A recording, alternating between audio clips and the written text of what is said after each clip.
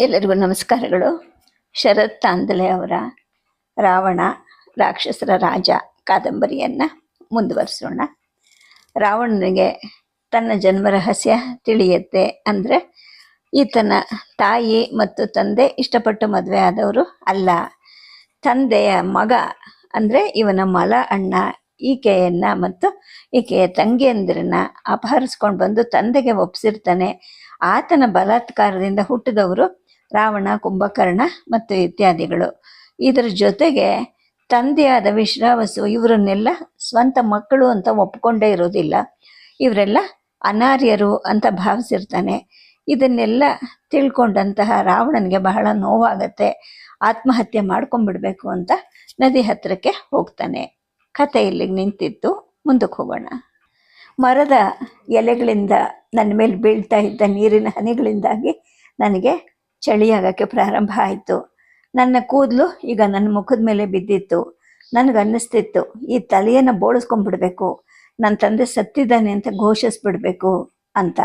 ನಾನು ಆ ತಂದೆಯನ್ನೇ ನನ್ನ ಜೀವನದಿಂದ ಅಳಿಸಿ ಹಾಕ್ಬಿಡ್ಬೇಕು ಅಂತ ಅನ್ಕೊತಾ ಇದ್ದೆ. ಪಂಜನ್ನು ನನ್ನ ಹತ್ರನೇ ಮಣ್ಣಲ್ಲಿ ನೆಟ್ಟು ಅಲ್ಲೇ ಮಲಗಿಬಿಟ್ಟೆ. ಕೀಟಗಳು, ಹುಳಗಳು ನನ್ನ ದೇಹದ ಮೇಲೆ ತೆವಳಲಿಕ್ಕೆ ಪ್ರಾರಂಭ ಮಾಡಿದ್ವು. ಇರುವೆಗಳು, ಸೊಳ್ಳೆಗಳು ಮತ್ತು ಅನೇಕ ಕೀಟಗಳು ನನ್ನನ್ನು ಕಚ್ಚಲಿಕ್ಕೆ ಪ್ರಾರಂಭ ಮಾಡಿದ್ವು. ಅಷ್ಟರಲ್ಲಿ ಏನೋ ಸದ್ದಾಯಿತು. ಸುತ್ತ ಯಾರೂ ಇಲ್ಲ ಅಂತ ನಾನು ಅಂದ್ಕೊಂಡಿದ್ದೆ. ಏನಿದು ಸದ್ದು ಅಂತ ನಾನು ಸುತ್ತ ನೋಡೋಕ್ಕೆ ಅಂತ ಕಣ್ಣು ತೆರೆದೆ. ನನ್ನ ಮುಂದೆ ಒಂದು ದೊಡ್ಡ ಸರ್ಪ ತನ್ನ ಹೆಡೆಯನ್ನು ಎತ್ತಿ ನಿಂತ್ಕೊಂಡಿತ್ತು. ಎಚ್ಚರಿಕೆಯಿಂದ ಹಿಂದಕ್ಕೆ ಸರಿದೆ. ಆ ಸರ್ಪ ತನ್ನ ಹೆಡೆಯನ್ನು ಹೊರತೆಗೆದು ನನ್ನ ಕಡೆನೇ ನೋಡ್ತಾ ಇತ್ತು. ಅಂದರೆ ನನ್ನ ಮೇಲೆ ನಿಗಾ ಇಡಲಿಕ್ಕೆ ಮಹಾದೇವ ಇದನ್ನು ಕಳಿಸಿರ್ಬೋದಾ ಅಂದ್ಕೊಂಡೆ. ಅದನ್ನೇ ನಾನು ದಿಟ್ಟಿಸಿ ನೋಡ್ತಾ ಇದ್ದೆ. ಈಗ ಆ ಪಂಜು ಮಿನುಗುತ್ತಾ ಇತ್ತು. ನನಗೆ ಅನ್ನಿಸ್ತು. ನಾನು ನಿಧಾನವಾಗಿ ಮನಸ್ಸಿನಲ್ಲೇ ಹೇಳ್ಕೊಂಡೆ, ಹೋಗು, ನಿನಗೆ ಕಿವಿಗಳಿಲ್ಲದೆ ಇರೋದು ಅದೃಷ್ಟ. ನೀನು ಎಷ್ಟೇ ವಿಷಕಾರಿನೇ ಆಗಿದ್ರೂ ಕೂಡ ನೀನು ಜೀವನವನ್ನು ಅರ್ಥ ಮಾಡ್ಕೊಳ್ಳೋದಿಲ್ಲ. ಹಾಗಾಗಿ ನೀನು ಹೆಡೆ ತಕ್ಕೊಂಡು ನಿಂತ್ಕೊಂಡಿದೀಯ. ನಾನು ನಿನ್ನ ಹಾಗೆ ಕಿವುಡ ಆಗಬೇಕಾಗಿತ್ತು. ಏನು ಮಾಡೋದು? ಈಗ ನಾನು ಆಗಲೇ ಸೋತು ಬಿಟ್ಟಿದ್ದೀನಿ. ಇಂತಹ ಸೋತಿರೋನನ್ನು ಹೆದರಿಸ್ತಿದೆಯಲ್ಲ, ನಿನಗೇನು ಸಿಕ್ಕತ್ತೆ ಅಂತ ಅಂದ್ಕೊಂಡೆ. ನನ್ನ ಈ ಆಲೋಚನೆಗಳನ್ನು ಅದು ಅರ್ಥ ಮಾಡ್ಕೊಳ್ತೇನೋ ಅನ್ನೋ ಹಾಗೆ ನಿಧಾನವಾಗಿ ಹೆಡೆಯನ್ನು ತೆಗೆಸಿ ಅಲ್ಲಿಂದ ಹೊರಟು ಹೋಯಿತು. ಮುಳ್ಳುಗಳಿಂದ ಉಂಟಾದ ಗಾಯ ನನ್ನ ಪಾದಗಳನ್ನು ನಡಗಿಸ್ತಾ ಇತ್ತು. ನನ್ನ ದೇಹದಾದ್ಯಂತ ಗೀರುಗಳಾಗಿದ್ವು. ನನ್ನ ಬಟ್ಟೆಗಳು ಹರಿದು ಹೋಗಿದ್ವು. ನನ್ನ ದೇಹ ಎಲ್ಲ ಕಡೆನೂ ನೋಯ್ತಾ ಇತ್ತು. ಎದ್ದೇಳಲಿಕ್ಕೆ ನನಗೆ ಶಕ್ತಿ ಒಟ್ಟುಗೂಡ್ಸೋಕ್ಕೆ ಸಾಧ್ಯವೇ ಆಗಲಿಲ್ಲ. ಕಟಾರಿ ಕೂಡ ಕೆಳಗಿಂದ ಗೀಚ್ತಾನೆ ಇತ್ತು. ಕತ್ಲೆಯಲ್ಲಿ ನನಗೇನು ಕಾಣಿಸ್ತಾ ಇರಲಿಲ್ಲ. ಪಂಜು ಎಷ್ಟು ಸಮಯ ಉರಿಯುತ್ತೋ ಅದು ಗೊತ್ತಿಲ್ಲ. ಬೆಂಕಿ ಹುಳುಗಳು ಇವಾಗ ಕಾಡನ್ನು ಬೆಳಗಿಸ್ತಾ ಇದ್ವು. ರಾತ್ರಿ ಕೀಟಗಳು ಗದ್ದಲವನ್ನು ಎಬ್ಬಿಸ್ತಾ ಇದ್ವು. ನಿಧಾನವಾಗಿ ಮರಗಳಿಂದ ಬೀಳ್ತಕ್ಕಂತಹ ಎಲೆಗಳ ಶಬ್ದ ಕೂಡ ನನ್ನನ್ನು ಹೆದರಿಸ್ತಾ ಇತ್ತು. ಪಾದಗಳಿಂದ ನೀರನ್ನು ಚಿಮ್ಮಿ ಓಡಿ ಬರ್ತಾ ಇರೋ ಯಾವುದೋ ಪ್ರಾಣಿ ಸದ್ದು ನನಗೆ ಕೇಳಿಸ್ತು. ಅದು ಜಿಂಕೆ ಅಥವಾ ಹಂದಿಗಳ ಹಿಂಡು ಇರಬೇಕು ಅಂತ ನಾನು ಭಾವಿಸ್ಕೊಂಡೆ. ಆದರೆ ಆಮೇಲೆ ನೋಡ್ತೀನಿ, ಅಲ್ಲಿ ತೋಳುಗಳ ಕಿರುಚಾಟ ಕೇಳಿಬಂತು ಮತ್ತು ನನಗೆ ಈಗ ಭಯ ಪ್ರಾರಂಭ ಆಗ್ತಾ ಹೋಯಿತು. ಹತ್ತಿರವೇ ಇದ್ದ ಒಂದು ಮರದ ಕಡೆಗೆ ತೆವಳ್ಕೊಂಡು ಹೋಗಿ ಆ ಮರದ ಕೊಂಬೆ ಮೇಲೆ ನಿಧಾನವಾಗಿ ಮಲ್ಕೊಂಡೆ. ಆದರೆ ಪಂಜು ಅಲ್ಲಿ ಬರ್ತಿದ್ದಂತಹ ಪ್ರಾಣಿಗಳ ಗಮನ ಸೆಳೆದಿರಬೇಕು ಅಂತ ಕಾಣುತ್ತೆ. ನಾನು ಸುತ್ತ ನೋಡಿದೆ, ನನಗೇನು ಕಾಣಲಿಲ್ಲ. ಆದರೆ ಆ ಪ್ರಾಣಿಗಳ ಕಿರುಚಾಟ ಹತ್ತಿರ ಆಗ್ತಾ ಇತ್ತು. ಈಗ ಮತ್ತೆ ನಾನು ಅಗಲವಾಗಿ ಕಣ್ಣು ಬಿಟ್ಟು ನೋಡಿದ್ರೂ ನನಗೇನು ಕಾಣಿಸ್ತಾನೆ ಇರಲಿಲ್ಲ. ಆದರೆ ಕೆಲವಾರು ಜೋಡಿ ಕೆಂಪು ಕಣ್ಣುಗಳು ಹೊಳಿತಾ ಇರೋದು ಕಾಣಿಸ್ತು. ಅಂದರೆ ನಾನು ತೋಳುಗಳ ಗುಂಪಿಂದ ಸುತ್ತುವರೆದಿದ್ದೀನಾ ಅಂತ ಅನ್ನಿಸ್ತು ನನಗೆ. ಬಹುಶಃ ಮಹಾದೇವನೇ ನನ್ನ ಜೀವನವನ್ನು ಕೊಳೆಗೊಳಿಸ್ಬೇಕು ಅನ್ನೋ ನನ್ನ ಪ್ರಾರ್ಥನೆಯನ್ನು ಕೇಳಿಸ್ಕೊಂಡು ಇವುಗಳನ್ನು ಕಳಿಸಿರಬಹುದಾ ಅಂತ ಯೋಚನೆ ಮಾಡಿದೆ. ಆದರೆ ಈ ಪ್ರಾಣಿಗಳು ನನ್ನ ದೇಹವನ್ನು ತುಂಡು ತುಂಡಾಗಿ ಕತ್ತರಿಸುತ್ತವೆ ಅನ್ನೋ ಒಂದು ಯೋಚನೆಯಿಂದಲೇ ನನಗೆ ತುಂಬ ಭಯ ಆಗ್ತಾ ಇತ್ತು. ಆದರೆ ಅವು ನನ್ನ ಮೇಲೆ ದಾಳಿ ಮಾಡಲಿಲ್ಲ, ನನ್ನನ್ನೇ ನೋಡ್ತಾ ಇದ್ವು. ನಾನು ಕೂಡ ಆ ತೋಳುಗಳಿಂದ ನನ್ನ ಕಣ್ಣುಗಳನ್ನು ಚೆಲ್ಲಿಸದೆ ಅವುಗಳನ್ನೇ ನೋಡ್ತಾ ಕೂತಿದ್ದೆ. ಈಗ ನಿಧಾನವಾಗಿ ಆ ತೋಳುಗಳು ಹತ್ತಿರ ಬರೋಕ್ಕೆ ಪ್ರಾರಂಭ ಮಾಡಿದ್ವು. ನಾನು ಕತ್ತಿಯನ್ನು ಹಿಡ್ಕೊಂಡು ಕಣ್ಣುಗಳನ್ನು ಮುಚ್ಚಿ ನಿಧಾನವಾಗಿ ಜೋರಾಗಿ ಉಸಿರೆಳ್ಕೊಂಡೆ. ಆ ತೋಳುಗಳಲ್ಲಿ ಒಂದು ನನ್ನ ಮುಖದ ಹತ್ರ ಬಂದು ಮೂಸು ನೋಡಿತು. ನಾನು ಕಣ್ಣು ತೆರೆದೆ. ಅದರ ಕಣ್ಣಿಗೆ ಕತ್ತಿಯಿಂದ ತ್ವರಿತವಾಗಿ ನೆಟ್ಟಿದೆ. ಅದು ನೋವಿಂದ ನರಳುತ್ತಾ ಅಲ್ಲೇ ಸ್ಥಳದಲ್ಲೇ ಬಿದ್ದು ಬಿಡ್ತು. ಎಲ್ಲ ನೋವನ್ನು ಮರೆತು ನಾನು ಕೂಡ ಜೋರಾಗಿ ಅಳ್ತಾ ಇದ್ದೆ. ನಿಧಾನವಾಗಿ ಅದರ ಹೊಟ್ಟೆಗೆ ಆ ಕತ್ತಿಯನ್ನು ಹಾಕಿದೆ. ಮತ್ತೊಂದು ತೋಳ ಈಗ ನನ್ನ ಮೇಲೆ ಗುಂಡು ಹಾರಿಸ್ತು ಅನ್ನೋ ಹಾಗೆ ಬಿತ್ತು. ಅದರ ಹಲ್ಲುಗಳು ನನ್ನ ತೊಡೆ ಒಳಗಡೆ ನೆಡ್ತವು. ಆಗ ನನಗೆ ತುಂಬ ನೋವಾಗಿ ನಾನು ಹಿಂದಕ್ಕೆ ಬಿದ್ದೆ. ನೋವಿಂದ ನರಳ್ತಾ ಇದ್ದೆ. ಆದರೆ ಸುಮ್ಮನಿರದೆ ನನ್ನ ಎಲ್ಲ ಶಕ್ತಿಯಿಂದ ಅದರ ದವಡೆಗೆ ಒಂದು ಗುದ್ದನ್ನು ಗುದ್ದಿದೆ. ಜೊತೆಗೆ ಅಲ್ಲಿ ಬಿದ್ದಿದ್ದ ಕಟಾರಿಯನ್ನು ಎತ್ಕೊಂಡು ಅದರ ಕುತ್ತಿಗೆ ಮುಖಾಂತರವೇ ಚೂಚಿದೆ. ನಾನು ಎದ್ದು ನಿಂತು ಅದನ್ನು ಮರದ ಮೇಲಕ್ಕೂ ಎಸೆದು ಬಿಟ್ಟೆ. ಆಗ ಅದು ನೋವಿಂದ ಕೂಗ್ತು ಮತ್ತು ಸತ್ತೇ ಹೋಯಿತು. ಮತ್ತೆ ನಾನು ಪಂಜನ್ನು ಕೈಯಲ್ಲಿ ಹಿಡ್ಕೊಂಡು ಸುತ್ತ ಬೀಸಲಿಕ್ಕೆ ಪ್ರಾರಂಭ ಮಾಡಿದೆ. ಈಗ ಆ ತೋಳುಗಳು ಭಯದಿಂದ ಚೆದರು ಹೋಗಿದ್ವು. ನನ್ನ ಭಯವನ್ನು ಕ್ರೋಧದಿಂದ ಬದಲಾಯಿಸಲಾಯಿತು. ನಾನು ಈ ರೀತಿ ಸಾಯಬಾರ್ದು, ನಾನು ಮಾತ್ರ ನನ್ನನ್ನು ನಾನೇ ಕೊಲ್ಕೋಬಲ್ಲೆ ಅಂತ ನಾನು ಜೋರಾಗಿ ಕೂಗ್ಕೊಂಡೆ. ಆ ಸತ್ತಂತಹ ತೋಳವನ್ನು ನನ್ನ ಹತ್ರಕ್ಕೆ ಎಳ್ಕೊಂಡೆ. ಅದರ ಹೊಟ್ಟೆ ಮೇಲೆ ನಿಧಾನವಾಗಿ ತಲೆ ಇಟ್ಟೆ. ಅದರ ಮೃದುವಾದ ಮತ್ತು ಬೆಚ್ಚಗಿನ ಹೊಟ್ಟೆ ಹಿತವಾಗಿತ್ತು. ಇರುವೆಗಳನ್ನು ಕೊಲ್ಲೋ ಪ್ರಯತ್ನದಲ್ಲಿ ನಾನು ಪಂಜನ್ನು ತಗೊಳ್ಳೋಕೆ ಅಂತ ಪ್ರಯತ್ನ ಮಾಡಿದೆ. ಆದರೆ ನನ್ನ ಕೈ ಮತ್ತೆ ಅಲ್ಲಿದ್ದ ಮುಳ್ಳುಗಳ ಮೇಲೆ ಬಿದ್ದು ತುಂಬ ನೋವಾಯಿತು. ಆ ನೋವಿಂದ ಜೋರಾಗಿ ಕಿರಿಚಿಕೊಂಡೆ. ಆದರೆ ಆ ಕಿರ್ಚಾಟ ಯಾರಿಗೆ ಕೇಳಕ್ಕೆ ಸಾಧ್ಯ? ನನಗನ್ನಿಸ್ತು, ಮಹಾದೇವ, ಯಾವ ಮನುಷ್ಯನು ತನ್ನ ಜೀವನದಲ್ಲಿ ತನ್ನ ಜಗತ್ತೇ ತಲೆಕೆಳಗಾಗಿರುವಂತಹ ಇಂತಹ ಸಮಯವನ್ನು ಎದುರಿಸಬಾರ್ದು. ನೀವು ನನಗೆ ಯಾಕೆ ಜೀವವನ್ನು ಕೊಟ್ರಿ? ನಾನು ಅಸಹಾಯಕನಾಗಿ ಬದುಕಬೇಕು ಅಂತಲಾ ಅಥವಾ ಸೇಡು ತೀರಿಸ್ಕೋಬೇಕು ಅಂತ ಹೀಗೆ ಮಾಡಿದ್ರ? ಆದರೆ ನಾನು ಯಾರ ಮೇಲೆ ಸೇಡು ತೀರಿಸ್ಕೋಬೇಕು? ನನ್ನ ತಂದೆ ಮೇಲ, ಅಥವಾ ಈ ಧರ್ಮದ ಮೇಲ, ಅಥವಾ ಆ ಭಯಾನಕನಾದಂತಹ ಕುಬೇರನ ಮೇಲ, ಅಥವಾ ನಮ್ಮಮ್ಮಂಗೆ ಅನ್ಯಾಯ ಮಾಡಿದ ಎಲ್ಲರ ವಿರುದ್ಧನೂ ಸೇಡು ತೀರಿಸ್ಕೋಬೇಕಾ ಅಂತ ನಾನಿನ್ನೂ ಹೆಚ್ಚು ಹೆಚ್ಚು ಸಿಟ್ಟು ಮಾಡ್ಕೋತಾ ಹೋದೆ. ಆ ಸಿಟ್ಟಿನ ಭರದಲ್ಲಿ ನನಗೆ ಯಾವಾಗಲೂ ಪ್ರಜ್ಞೆ ತಪ್ಪು ಹೋಗಿದೆ.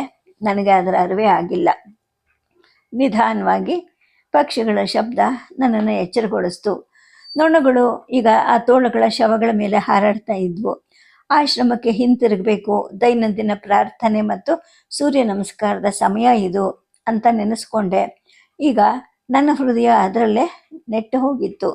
ಆದರೆ ನನ್ನ ಪಾದಗಳು ಮಾತ್ರ ತುಂಬ ನೋವಿಂದ ಒಡಿಕೊಂಡಾಗ್ತಾ ಇತ್ತು. ಆದರೆ ಮನಸ್ಸಿನಲ್ಲಿದ್ದ ನೋವು ಇನ್ನೂ ಹೆಚ್ಚಾಗಿತ್ತು. ದೈಹಿಕವಾಗಿ ನೋವಿಗಿಂತ ಮಾನಸಿಕ ನೋವು ಹೆಚ್ಚಾಗ್ಬಿಟ್ಟಿತ್ತು. ಅಮ್ಮನ ಮುಖ ನನ್ನ ಮುಂದೆ ತೇಲಿ ಬಂತು.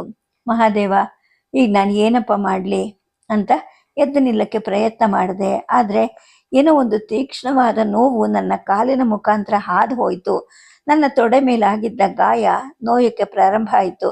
ಮಾನಸಿಕವಾಗೂ ದೈಹಿಕವಾಗೂ ಈಗ ನಾನು ನಾಶ ಆಗ್ಬಿಟ್ಟಿದ್ದೆ. ಒಂದೇ ರಾತ್ರಿಯಲ್ಲೇನೆ ನನ್ನ ಜೀವನವೇ ಬದಲಾಗ್ಬಿಟ್ಟಿತ್ತು.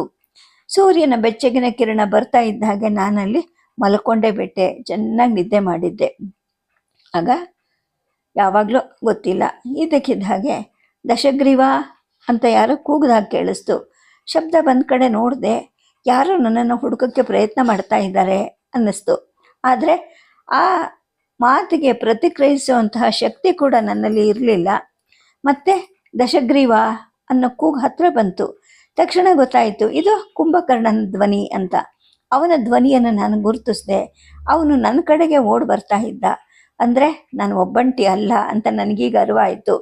ಅವನು ನಿಧಾನವಾಗಿ ನನ್ನ ಪಕ್ಕಕ್ಕೆ ಬಂದ. ನನ್ನ ಪಕ್ಕ ಬಂದು ಕೂತ್ಕೊಂಡ.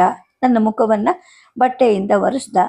ಅಜ್ಜನ ಜೊತೆ ಬಂದಿದ್ದ 3 ಜನ ಪುರುಷರು ಕೂಡ ಅವನ ಜೊತೆ ಇದ್ದರು. ಕುಂಭಕರ್ಣನನ್ನು ನೋಡ್ತಿದ್ದ ಹಾಗೆ ನನ್ನ ಕಣ್ಣುಗಳಲ್ಲಿ ಧಾರಾಕಾರವಾಗಿ ನೀರು ಸುರಿಯೋಕ್ಕೆ ಪ್ರಾರಂಭ ಆಯಿತು. ಏಕೆಂದರೆ ಅವನೊಬ್ಬನೇ ನನ್ನ ಬಗ್ಗೆ ಯಾವಾಗಲೂ ಹೆಮ್ಮೆ ಪಡ್ತಿದ್ದಂತಹ ಸೋದರನಾಗಿದ್ದ. ನೀನು ಯಾಕೆ ಬಂದ್ಯಪ್ಪ ಅಂತ ನಾನು ಕೇಳಿದೆ. ನಿನ್ನನ್ನು ಮತ್ತೆ ಕರ್ಕೊಂಡು ಹೋಗೋಕ್ಕೆ ಬಂದಿದ್ದೀನಿ ಅಂತ ಅವನು ಹೇಳಿ ಅಲ್ಲಿ ಸತ್ತು ಬಿದ್ದಿದ್ದ ತೋಳುವನ್ನು ನೋಡ್ದ. ಈ ತೋಳುವನ್ನು ನೀನು ಕೊಂದ್ಯಾ ಅಂತ ಕೇಳ್ದ. ಹೌದು, ನಾನು ಅದನ್ನು ಕೊಂದೆ. ಜೊತೆಗೆ ನಾನೀಗ ಆಶ್ರಮಕ್ಕೆ ಬರೋಕ್ಕೆ ಬಯಸೋದಿಲ್ಲ. ನೀನು ಹಿಂತಿರುಗಿ ಹೋಗ್ಬಿಡು ಅಂತ ಅಂದೆ.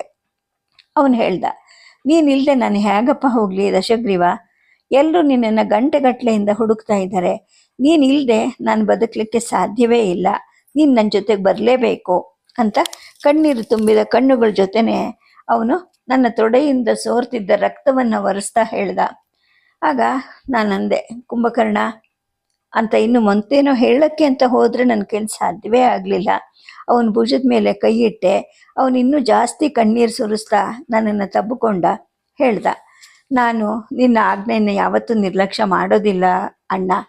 ನಿನಗೆ ಬೇಕಾದದ್ದನ್ನು ಮಾಡು, ಆದರೆ ನಮ್ಮನ್ನು ಮಾತ್ರ ನೀನು ಕೈ ಬಿಡಬೇಡ. ನನಗಾಗಿ ಅಲ್ದಿದ್ರು ನಮ್ಮ ಅಮ್ಮಗೋಸ್ಕರ ಆದರೂ ನೀನು ಹಿಂತಿರುಗಿ ಬರಲೇಬೇಕು. ನೀನು ಹೊರಟು ಹೋದರೆ ಅಮ್ಮ ಮತ್ತು ನಾವು ಒಡಹುಟ್ಟಿದವರು ಹೇಗೆ ಬದುಕಕ್ಕೆ ಸಾಧ್ಯ?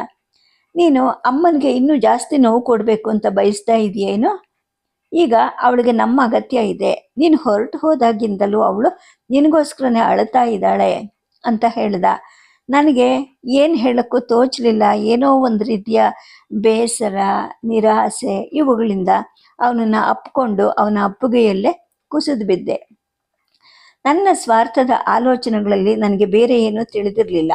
ನಾನು ಹಾಗೆ ಹೊರಟೋಗೋದು ಅಮ್ಮಂಗೇನು ನೋವುಂಟು ಮಾಡುತ್ತೆ ಅಂತ ನಾನು ಒಂದು ಕ್ಷಣ ಕೂಡ ಯೋಚನೆ ಮಾಡಲೇ ಇಲ್ವಲ್ಲ ಅನ್ನಿಸ್ತು.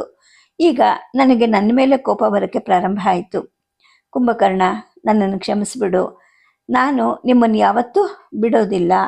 ಅಪ್ಪನ ಮಾತಿಂದ ನನಗೆ ನೋವಾಯಿತು. ನಾವು ಆರ್ಯಕುಲಕ್ಕೆ ಸೇರಿದವರಲ್ಲ ಅಂತ ಹೇಳಿದ್ರಲ್ಲ, ಅದನ್ನು ಜೀರ್ಣಿಸ್ಕೊಳ್ಳೋದು ನನಗೆ ಕಷ್ಟ ಆಗ್ತಿದೆ ಅಂತ ನಾನಂದೆ. ಆಗ ಅವನು ಹೇಳ್ದ, ದಶಗ್ರೀವ, ನಿನಗೆ ಆರ್ಯಕುಲ ಅನ್ನೋದು ಯಾಕೆ ಬೇಕು? ನಾವೆಲ್ಲರೂ ಒಟ್ಟಿಗೆ ಇದ್ರೆ ಸಾಕಲ್ವಾ? ನಾವು ಯಾವ ಕುಲಕ್ಕೆ ಸೇರಿದವರು ಅನ್ನೋದು ಮುಖ್ಯನ ಹೇಳು. ಸಂತೋಷದ ಜೀವನವನ್ನು ನಡೆಸೋಣ. ಜೊತೆಗೆ ನೀನು ಧೈರ್ಯವಂತ, ಹಾಗಾಗಿ ನಾವು ಯಾವುದಕ್ಕೂ ಹೆದರೋದೇ ಇಲ್ಲ. ನೀನೇ ನಮ್ಮ ರಾಜ ಅಂತ ಅವನು ಮೃದುವಾದ ಧ್ವನಿಯಲ್ಲೇನೆ ಹೇಳ್ತಾ ಹೋದ. ನಾನು ಧೈರ್ಯಶಾಲಿ ಅಂತ ನಾನು ನಗ್ತಾ ಹೇಳಿದೆ. ಸರಿ, ಅದೇನೇ ಇರಲಿ, ಇನ್ನು ಮುಂದೆ ಅಮ್ಮನ ನೋವಿಗೆ ಪ್ರತೀಕಾರ ತೀರಿಸೋವರೆಗೂ ನಾನು ಶಾಂತಿಯಿಂದ ಇರೋಕ್ಕೆ ಸಾಧ್ಯನೇ ಇಲ್ಲ ಅಂತ ಹೇಳಿದೆ. ಆಗ ಕುಂಭಕರ್ಣ ಹೇಳ್ದ, ನೋಡು, ನೀನು ತೆಗೆದುಕೊಳ್ಳೋ ಯಾವುದೇ ನಿರ್ಧಾರ ಆಗಿದ್ರೂ ಕೂಡ ನಾನು ನಿನ್ನ ಜೊತೆಗೆ ಇರ್ತೀನಿ. ನೀನು ನಮ್ಮೆಲ್ಲರ ಜೊತೆ ಇದ್ದರೆ ನಾವು ಇಂದ್ರನನ್ನು ಸಹ ಸೋಲಿಸಬಹುದು ಅಂತ ಅಮ್ಮ ಹೇಳ್ತಾ ಇದ್ಲು ಅಂತ ಹೇಳ್ತಾನೆ ಅವನ ಕಣ್ಣುಗಳಲ್ಲಿ ನೀರು ಹರಿತಾ ಇತ್ತು. ಆದರೆ ದೃಢ ನಿಶ್ಚಯ ಅವನ ಮುಖದಲ್ಲಿ ಎದ್ದು ಕಾಣಿಸ್ತಾ ಇತ್ತು. ಮುಗ್ಧವಾಗಿ ಕಾಣ್ತಿದ್ದಂತಹ ಕುಂಭಕರ್ಣನ ಈ ಸರಳ ಬುದ್ಧಿವಂತಿಕೆ ನನ್ನ ಜ್ಞಾನಕ್ಕಿಂತ ಶ್ರೇಷ್ಠವಾದದ್ದಲ್ವಾ ಅಂತ ನನಗನ್ನಿಸ್ತು. ಅವನ ಮಾತನ್ನು ಒಪ್ಕೊಂಡೆ, ಕಣ್ಣೀರನ್ನು ಒರೆಸ್ಕೊಂಡೆ. ಕುಂಭಕರ್ಣ, ಈಗ ಸೇಡೊಂದೇನೆ ನನ್ನ ಏಕೈಕ ಹಣೆ ಬರಹ. ಜೊತೆಗೆ ಸಾವು ಬಂದರೆ ಮಾತ್ರನೇ ನಾನು ನಿಮ್ಮೆಲ್ಲರಿಂದ ಬೇರ್ಪಟ್ಟು ಹೋಗ್ತೀನಿ. ಅಲ್ಲಿವರೆಗೂ ನಾನು ನಿಮ್ಮನ್ನು ಯಾವತ್ತೂ ಬಿಟ್ಟು ಹೋಗೋದಿಲ್ಲ ಅಂತ ನಾನಂದೆ. ಅವನ ಜೊತೆ ಬಂದಿದ್ದ ಸೈನಿಕರು ಆ ಸತ್ತಂತಹ ತೋಳಗಳ ಮೇಲೆ ಕಣ್ಣಿಟ್ಟಿದ್ರು. ಅವರಲ್ಲಿ ಒಬ್ಬ ತನ್ನ ದೊಡ್ಡ ಆಯುಧದಿಂದ ತೋಳದ ಶಿರಚ್ಛೇದನ ಮಾಡ್ದ. ಅದನ್ನು ಮೇಲಕ್ಕೆತ್ತಿ ಇತರರಿಗೆ ತೋರಿಸ್ದ. ಅನಾಗರಿಕರೇ, ನೀವು ಇದನ್ನು ಯಾಕೆ ಮಾಡಬೇಕಾಗಿತ್ತು? ಅದರ ಕುತ್ತಿಗೆಯನ್ನು ಯಾಕೆ ಕತ್ತರಿಸಿದೆ ಅಂತ ನಾನು ಕೂಕ್ಕೊಂಡೆ. ನಿನ್ನ ಸಾಧನೆಯನ್ನು ಅವ್ರಿಗೆಲ್ಲ ತೋರಿಸ್ಬೇಕಲ್ವಾ, ಅದಕ್ಕೆ ಅಂತ ಅವನು ಒಂದು ವಿಚಿತ್ರವಾದ ನಗು ನಗ್ತಾ ಹೇಳ್ದ. ಜೀವಂತವಾಗಿರೋಕ್ಕೆ ನಡೆಸಿದ ಹೋರಾಟದಿಂದ ಏನಾಯಿತು ಅನ್ನೋದನ್ನು ಅವರು ಏನೋ ಒಂದು ಸಾಧನೆ ಅಥವಾ ವಿರೋಚಿತ ಕೃತ್ಯ ಅನ್ನೋ ಹಾಗೆ ಹೇಳ್ತಾ ಇದ್ರು. ಅದು ಹಾಗಲ್ಲ, ಹೀಗೆ ಅಂತ ವಿವರಿಸ್ಬೇಕಾಗಿತ್ತು. ಆದರೆ ನನಗದು ಅಸಾಧ್ಯವಾಗಿತ್ತು. ಕುಂಭಕರ್ಣ ನನ್ನ ಪಾದಗಳಿಂದ ಎಲ್ಲ ಮುಳ್ಳುಗಳನ್ನು ತೆಗೆದ, ಗಾಯಗಳನ್ನು ಒರೆಸ್ದ, ನನ್ನ ಕೈಯನ್ನು ಹಿಡಿದು ಮೇಲಕ್ಕೆ ಎಳೆದ. ಆದರೆ ನನಗೆ ನಡಿಲಿಕ್ಕೆ ಸಾಧ್ಯ ಆಗಲಿಲ್ಲ. ಹಾಗಾಗಿ ಅವನು ನನ್ನನ್ನು ತನ್ನ ಬೆನ್ನ ಮೇಲೆ ಹೊತ್ಕೊಂಡ. ನಾನು ತುಂಬ ಭಾರ ಇದ್ದೀನೇನಪ್ಪ ಅಂತ ನಾನು ಕೇಳಿದೆ. ಏನೂ ಇಲ್ಲ, ಆದರೆ ನಿನ್ನ ತಲೆ ಇದೆಯಲ್ಲ, ಅದು ಎಲ್ಲ ಬುದ್ಧಿವಂತಿಕೆಯಿಂದ ತುಂಬ ಭಾರ ಆಗಿದೆ ಅಂತ ತಮಾಷೆಯಾಗಿ ಉತ್ತರ ಕೊಟ್ಟ. ಆಮೇಲೆ ಹೇಳ್ದ, ದಶಗ್ರೀವ, ಚಿಂತೆ ಮಾಡಬೇಡ, ನಾನು ನಿನ್ನನ್ನು ಹೊತ್ಕೊಂಡು ಹೋಗುವಷ್ಟು ಬಲಶಾಲಿಯಾಗಿದ್ದೀನಿ, ಏನು ಯೋಚನೆ ಮಾಡಬೇಡ, ಆರಾಮಾಗಿರು ಅಂತ ಹೇಳ್ದ. ಅವನು ಅತ್ಯಂತ ಸರಳವಾದ ಸತ್ಯವನ್ನು ಅತ್ಯಂತ ಪ್ರೀತಿಯಿಂದಲೇ ಹೇಳಿದಂತಹ ನನ್ನ ಅತ್ಯಂತ ಪ್ರೀತಿಯ ಸಹೋದರ ಆಗಿದ್ದ ಅವನು. ನಾವು ಆಶ್ರಮವನ್ನು ಸಮೀಪಿಸಿದ್ವಿ. ಆಗ ಸೈನಿಕರಲ್ಲಿ ಒಬ್ಬ ಹೇಳ್ದ, ಬೇಗ ಸಿದ್ಧರಾಗಿ, ನಾನು ಈ ತೋಳದ ತಲೆಯನ್ನು ನಿಮ್ಮ ಅಜ್ಜನಿಗೆ ತೋರಿಸ್ತೀನಿ, ಅವನು ನಿನ್ನ ಧೈರ್ಯವನ್ನು ಅರಿತುಕೊಳ್ತಾನೆ ಅಂತ. ಆ ಬೃಹತ್ ದೇಹ ಅಜ್ಜ ಇದ್ದ ಸ್ಥಳದ ಕಡೆಗೆ ಹೋಗ್ತಾ ಇದ್ದದನ್ನು ನಾನು ನೋಡ್ತಾ ಇದ್ದೆ. ಅಜ್ಜ ಎಲ್ಲಿದ್ದಾನೆ ಅಂತ ನಾನು ಕುಂಭಕರ್ಣನನ್ನು ಕೇಳಿದೆ. ಅವನು ಕಾಡಿನ ಕಡೆ ಹೋದ. ಪ್ರಹಸ್ತ ನಮ್ಮ ಜೊತೆ ಬರ್ತಾನೆ, ಆಶ್ರಮದಲ್ಲಿ ಅವನು ನಮಗೋಸ್ಕರ ಕಾಯ್ತಾ ಇದ್ದಾನೆ ಅಂತ ಹೇಳ್ದ.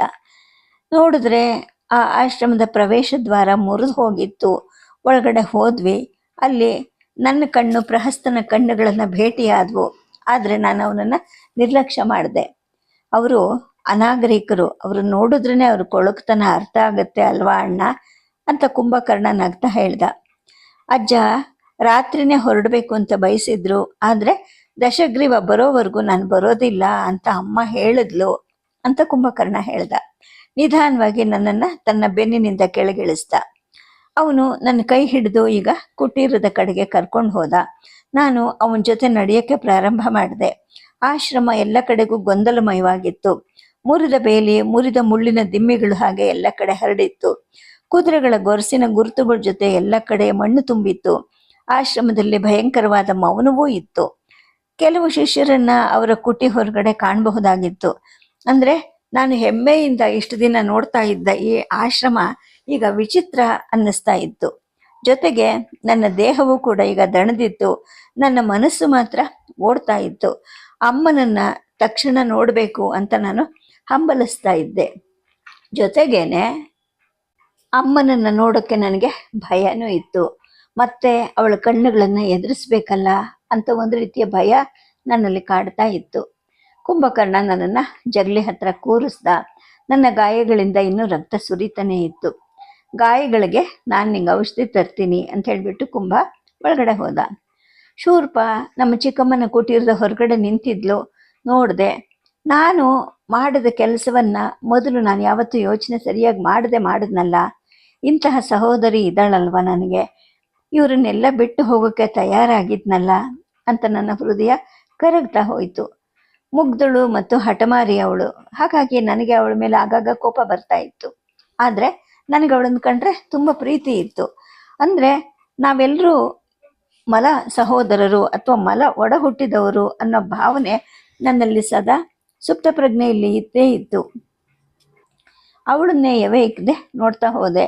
ಇವತ್ತು ನಾನು ವಿಭಿನ್ನ ಭಾವನೆಗಳನ್ನು ಹೊಂದಿದ್ದೆ. ನಾನು ಅವಳನ್ನು ನೋಡ್ತಾನೆ ಹತ್ರ ಬಾ ಅಂತ ಕರೆದೆ. ಅವಳು ಬರಲ್ಲ ಅಂತ ತಲೆ ಆಡಿಸಿದ್ಲು. ಬಹುಶಃ ನನ್ನನ್ನು ಈ ಸ್ಥಿತಿಯಲ್ಲಿ ನೋಡಿ ಅವಳಿಗೆ ಭಯ ಆಗಿರಬೇಕು ಅಂತ ಕಾಣುತ್ತೆ. ನಮ್ಮ ಕುಲದಲ್ಲಿ ಯಾವುದೇ ವ್ಯತ್ಯಾಸ ಇಲ್ಲ. ಆದರೆ ನಾನು ಪುರುಷನಾಗಿ ಬಯಸಿದ ಹಾಗೆ ಬದುಕಬಹುದು. ಆದರೆ ಈ ಹುಡುಗಿ ಕತೆ ಏನು? ಅವಳಿಗೇನಾಗುತ್ತೆ? ಅವಳು ಕೂಡ ಮುಂದೆ ದಾಸಿ ಆಗಬೇಕಾ? ಈ ಥರದ ಆಲೋಚನೆಗಳು ನನ್ನ ಮನಸ್ಸನ್ನು ಮೋಡಿ ಮಾಡೋಕ್ಕೆ ಪ್ರಾರಂಭ ಮಾಡಿದ್ವು. ನಾನು ಅವಳಿಗೆ ಮತ್ತೆ ಸಂಕೇತ ಮಾಡಿದಾಗ ಅವಳು ನನ್ನ ಹತ್ರ ಬಂದಳು. ಇಲ್ಲ, ನಾನು ನಿನ್ನನ್ನು ದಾಸಿ ಆಗೋಕ್ಕೆ ಯಾವತ್ತೂ ಬಿಡೋದಿಲ್ಲಮ್ಮ ಅಂತ ಹೇಳ್ತಾನೆ ಅವಳ ಕೈಯನ್ನು ನನ್ನ ಕೈಯಲ್ಲಿ ಹಿಡ್ಕೊಂಡು ನನ್ನ ಮನಸ್ಸಲ್ಲೇ ನಾನು ಹೇಳ್ಕೊಂಡೆ.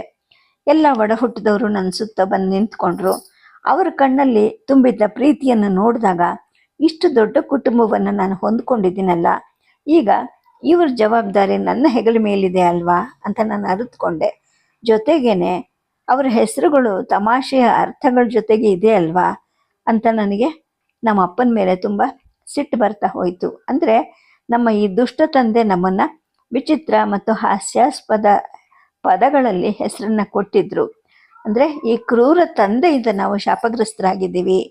ನಾನು ಇನ್ಮೇಲೆ ಅವನಿಟ್ಟಂತಹ ಈ ದಶಗ್ರೀವ ಅನ್ನೋ ಹೆಸರಿನ ಜೊತೆಗೆ ಸಾಯೋದಿಲ್ಲ ಅಂತ ಮನಸ್ಸಿನಲ್ಲಿ ಅಂದ್ಕೊಂಡೆ.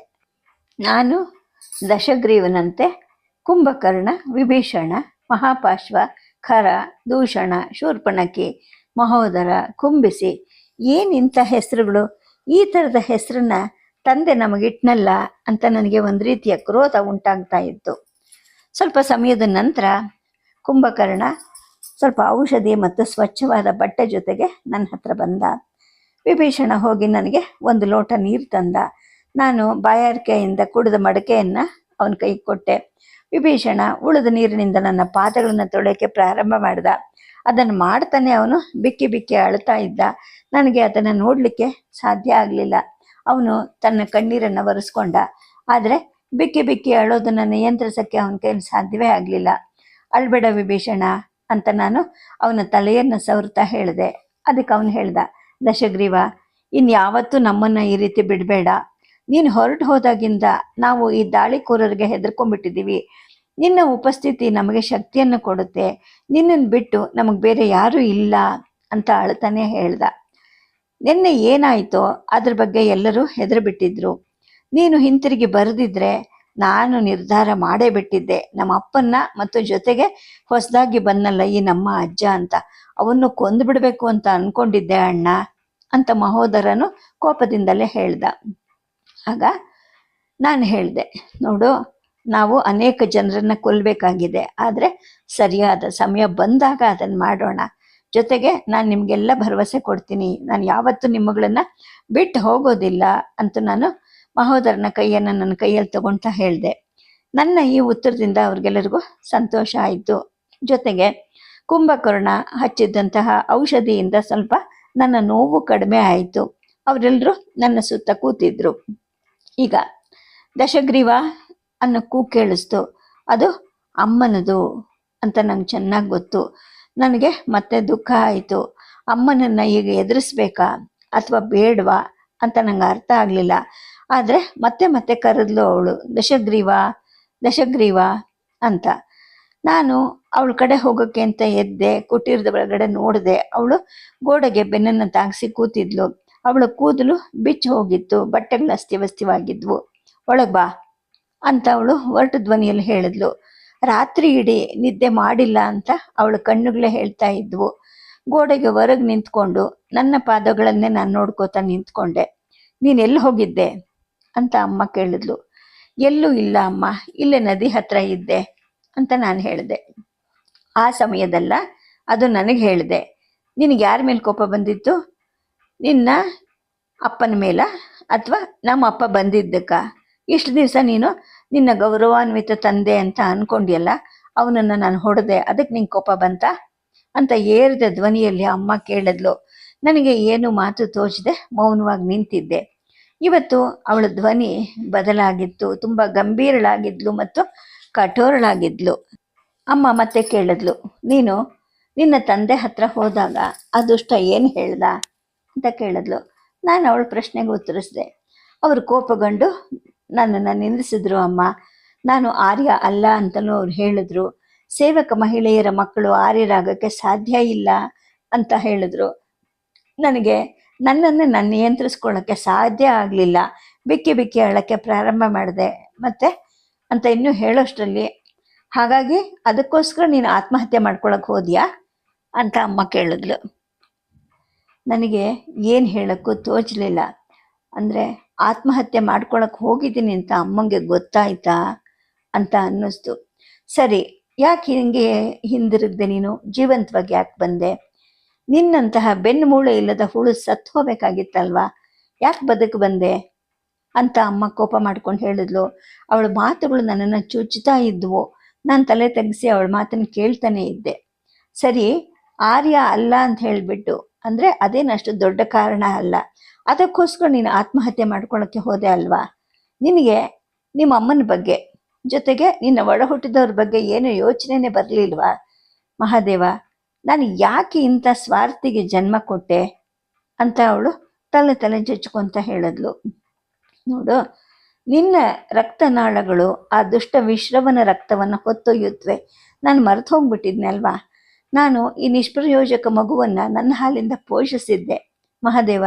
ಈಗ ನನ್ನ ತಾಳ್ಮೆ ಮುಗಿದು ಹೋಗಿದೆ ಮಹಾದೇವ. ನಾನು ಸೋತು ಬಿಟ್ಟಿದ್ದೀನಿ.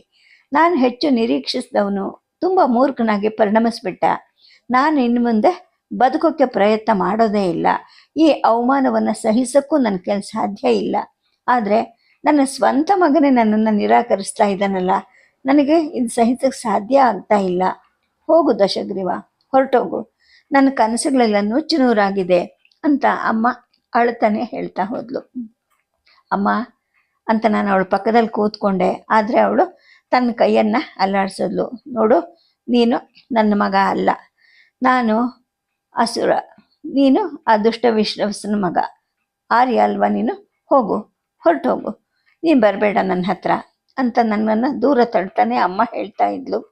ಅವಳು ಪ್ರತಿಯೊಂದು ಮಾತಿನಿಂದಲೂ ನಾನು ನಾಶ ಆಗ್ತಾ ಇದ್ದೀನ ಅನ್ನಿಸ್ತಿತ್ತು. ನನ್ನ ತಲೆಯನ್ನು ತುಳ್ಕೊಂಡ್ಬಿಡ್ಬೇಕು ಅಂತ ನನಗೆ ಅನ್ನಿಸ್ತಿತ್ತು. ನಾನು ನಿಷ್ಪ್ರಯೋಜಕನ ಅಂತ ನನ್ನ ಮನಸ್ಸು ನನ್ನನ್ನು ಶಪಿಸೋಕ್ಕೆ ಪ್ರಾರಂಭ ಮಾಡಿತು. ಸುಮ್ಮನೆ ಕೂತೇ ಇದ್ದೆ ಅಲ್ಲಿ. ಸ್ವಲ್ಪ ಸಮಯದ ನಂತರ ಅಮ್ಮನ್ನೇ ನೋಡ್ತಾ ಹೇಳಿದೆ, ಅಮ್ಮ, ದಯವಿಟ್ಟು ನನ್ನನ್ನು ಕ್ಷಮಿಸು. ನನ್ನನ್ನು ನಿನ್ನಿಂದ ದೂರ ತಳ್ಳಬೇಡ. ನಾನು ನಿನ್ನವನು ಅಷ್ಟೆ. ದಯವಿಟ್ಟು ನನ್ನನ್ನು ನೋಯಿಸಬೇಡ, ನಾನು ಇನ್ಮೇಲೆ ನಿನ್ನ ನೋಯಿಸಲ್ಲ ಅಂತ ಹೇಳಿದೆ. ಇಲ್ಲ ಅಂತ ಏನು ಅಮ್ಮನ ಬಾಯಿಂದ ಬರಲಿಲ್ಲ. ಎಲ್ಲ ಒಡ ಹುಟ್ಟಿದವರು ನಮ್ಮನ್ನೇ ನೋಡ್ತಾ ಕುಟೀರದ ಪ್ರವೇಶ ದ್ವಾರದಲ್ಲಿ ನಿಂತಿದ್ರು. ಅಮ್ಮ ಏನೋ ಗೊಣಕ್ಕೊಂತಾನೇ ಇದ್ಲು. ನಾನು ನಿಧಾನವಾಗಿ ಅವಳ ಹತ್ರ ಹೋದೆ. ಗಾಯಗಳಿಂದಾಗಿ ನನಗೆ ಮೊಣಕಾಲುಗಳ ಮೇಲೆ ಕೂತ್ಕೊಳ್ಳೋಕ್ಕೆ ಸಾಧ್ಯ ಆಗ್ತಿರ್ಲಿಲ್ಲ. ನಾನು ನಿಧಾನವಾಗಿ ಅವಳ ಕೂದಲನ್ನು ಸವರಿದೆ, ಅವಳ ಮುಖವನ್ನು ಸವರಿದೆ. ಅವಳ ತಲೆಯನ್ನು ನನ್ನ ಭುಜದ ಮೇಲೆ ಇಟ್ಕೊಂಡ್ಲು. ಅವಳ ಮುಖ ಕಣ್ಣೀರಿಂದ ಒದ್ದೆ ಆಗ್ಬಿಟ್ಟಿತ್ತು. ದಶಗ್ರೀವ, ನನ್ನನ್ನು ಕೊಂದು ಬಿಡಪ್ಪ, ನನಗೆ ಬದುಕೋಕ್ಕಿಷ್ಟ ಇಲ್ಲ. ನನ್ನ ಎಲ್ಲ ಕನಸುಗಳು, ಎಲ್ಲ ಸಂತೋಷವೂ ಪುಡಿ ಪುಡಿ ಆಗಿಬಿಟ್ಟಿದೆ. ನಾನು ಸಾಯೋಕ್ಕೆ ಮೊದಲು ನಮ್ಮ ಅಪ್ಪನ ನೋಡಬೇಕು ಅಂತ ಬಯಸಿದ್ದೆ. ಆ ಆಸೆಯನ್ನು ಮಹಾದೇವರು ಪೂರೈಸಿದ್ರು. ನಾನು ನನ್ನ ಸೇಡನ್ನು ತೀರಿಸ್ಕೊಳ್ಳೋಕ್ಕೆ ಸಾಧ್ಯವೇ ಇಲ್ಲ. ನಿಮ್ಮ ಪಿತ್ರಾರ್ಜಿತ ಆಸ್ತಿಯಲ್ಲಿ ಆರ್ಯಕುಲವನ್ನು ನಾನು ನಿಮಗೆ ಕೊಡೋಕ್ಕೂ ಸಾಧ್ಯ ಇಲ್ಲ. ನನ್ನನ್ನು ಕ್ಷಮಿಸ್ಬಿಡು. ನಿನ್ನ ಈ ಅಸಹಾಯಕ ಜೀವನ ನನ್ನಿಂದಾಗೆ ಆಗಿರೋದಲ್ವಾ, ಶಿಕ್ಷಿಸ್ಬಿಡು, ನನ್ನನ್ನು ಉಸಿರುಗಟ್ಟಿಸು, ಕೊಂದುಬಿಡು ಅಂತ ಅವಳು ನನ್ನ ಕೈಗಳನ್ನು ತನ್ನ ಕುತ್ತಿಗೆ ಹತ್ರ ಹೇಳ್ಕೊಳ್ತಾ ಹೇಳಿದ್ಲು. ಆಗ ಕುಂಭಕರ್ಣ ಅಲ್ಲಿಗೆ ಅಳ್ತಾ ಓಡಿ ಬಂದ. ಅಮ್ಮ ಅಮ್ಮ ಅಂತ ನನ್ನನ್ನು ಪಕ್ಕಕ್ಕೆ ಎಳ್ದ. ಜೊತೆಗೆ ಅವಳನ್ನು ಹತ್ರ ಕೇಳ್ಕೊಂಡು ಹೇಳ್ದ, ಅಮ್ಮ ಅಳ್ಬೇಡಮ್ಮ, ನಾನು ಕೂಡ ಅಸುರ. ನಮ್ಮ ಜೀವನ ನಿನ್ನಿಂದಲೇ ಆಗಿರೋದು. ನಮಗೆ ಇದರ ಬಗ್ಗೆ ಯಾವುದೇ ನಾಚಿಕೆನೂ ಇಲ್ಲ. ಹಾಗೆ ನಿನ್ನ ಬಗ್ಗೆ ನನಗೆ ನಮ್ಮೆಲ್ಲರಿಗೂ ಹೆಮ್ಮೆ ಇದೆ ಅಂತ ಹೇಳ್ದ. ಆಗ ನಾನು ಹೇಳಿದೆ, ಅಮ್ಮ ನನ್ನನ್ನು ಕ್ಷಮಿಸ್ಬಿಡಮ್ಮ, ನಾನು ಅಸುರನೇ ಅಂತ ಹೇಳ್ತಾ ಅಳ್ತಾ ಇದ್ದೆ. ಆದರೆ ಅವಳು ಏನನ್ನು ಕೇಳೋಕ್ಕೂ ಸಿದ್ಧ ಇರಲಿಲ್ಲ, ಅಳ್ತಾನೇ ಇದ್ಲು. ನಾವೆಲ್ಲರೂ ಅವಳನ್ನು ಶಾಂತಗೊಳಿಸೋಕ್ಕೆ ಪ್ರಯತ್ನ ಮಾಡ್ತಾನೇ ಇದ್ವಿ. ವಿಭೀಷಣ ಅವಳಿಗೆ ನೀರನ್ನು ಕೊಡಲಿಕ್ಕೆ ಅಂತ ಪ್ರಯತ್ನ ಮಾಡ್ದ. ಆದರೆ ಅವಳು ಅದನ್ನು ಎಸೆದು ಬಿಟ್ಲು. ನಾನು ಸಾಯೋಕ್ಕೆ ಬಯಸ್ತೀನಿ, ನಾನು ನಿಮ್ಮಿಂದ ಏನನ್ನು ಬಯಸೋದಿಲ್ಲ ಅಂತ ಹೇಳಿ ಎಲ್ಲ ಒಡ ಹುಟ್ಟಿದವರು ಭಯದಿಂದ ನಡುಗೋ ಹಾಗೆ ಅವಳು ಹೇಳಿದ್ಲು. ಈ ಶಬ್ದವನ್ನು, ಅಮ್ಮನ ಮಾತನ್ನು ಕೇಳಿ ಚಿಕ್ಕ ಮಗಳಿಬ್ರು ಬಂದರು. ಅವರು ಅಳಕ್ಕೆ ಪ್ರಾರಂಭ ಮಾಡಿದ್ರು. ನಾನು ಸುಮ್ಮನೆ ಕೂತಿದ್ದೆ. ಅವರಿಬ್ಬರು ನನ್ನನ್ನು ಶಪಿಸೋಕ್ಕೆ ಪ್ರಾರಂಭ ಮಾಡಿದ್ರು.